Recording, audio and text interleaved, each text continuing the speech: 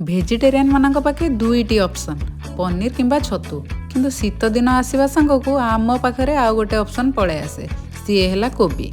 सेमिति देखिले तो कोबी रे बहुत प्रकार आइटम करहब किंतु चिली कोबी और मंचूरियन है आम घर लोकंकर फेवरेट। 2टा मीडियम साइज कोबी 5 चमच कॉर्नफ्लोर 3 चमच मैदा 1 चमच अदा रसुण छेचा 1 चमच गोलमरिच गुंड और टिके फूड कलर मिसई गोटे बैटर प्रस्तुत करी कोबी गोलई रखिनेबा। 5-10 मिनिट पर से कोबी को भल भाव छाणी नेबा। आ गरम गरम कोबी छणा को देखी पाटे आ संभाली पारलानी से 2-4टा खाईदेली। रसुण कंचा लंका अदा छेचा को टिके चलेला परे एबे पके नेबा पियाज आ कैप्सिकम ताकू अधिक समय न भाजी 1-2 मिनिट चले सब प्रकार सॉस पके एबे 2-3 ड्रॉप विनेगार पके चले नेबे। टिके गोलमरिच गुंड आवश्यक अनुसार लुण पर पानी रे कॉर्नफ्लोर गोलेकी मुझे ऐड कर नौची तो आमर गोटे बढ़िया ग्रेवी आसो। एबे छणा होइतिबा कोबी सेतरे ऐड करी गरम गरम सर्व करंतु चिली कोबी। Hope you love it. Follow for more.